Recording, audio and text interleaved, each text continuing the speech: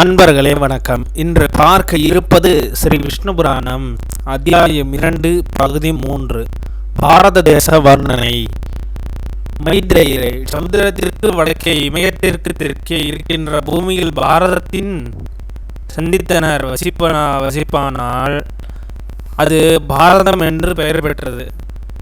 சொர்க்கத்தை அடைய விரும்புவர்களும் மோட்சத்தை அடைய விரும்புவர்களும் இங்கு அதற்கான அனுஷ்டானங்களை செய்வார்.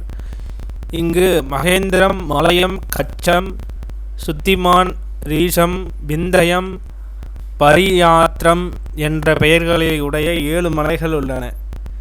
இம்மலைச்சாரல்களில் தவம் செய்வோர்கள் மோட்சத்தை அடைவார். அதுபோல நரகத்தை அடைவோருக்கு இங்கேயே வாழ்கின்றனர்.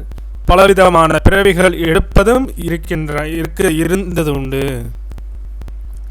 இந்த பாரத பூமி 9 பிரிவுகளாக பிரிக்கப்பட்டுள்ளது.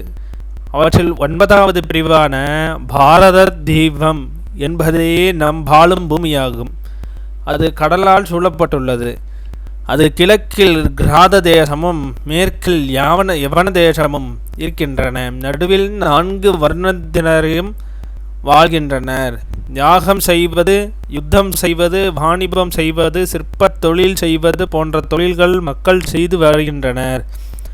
இமயமலைகளில் இருந்து பல நதிகள் உற்பத்தியாகின்றன.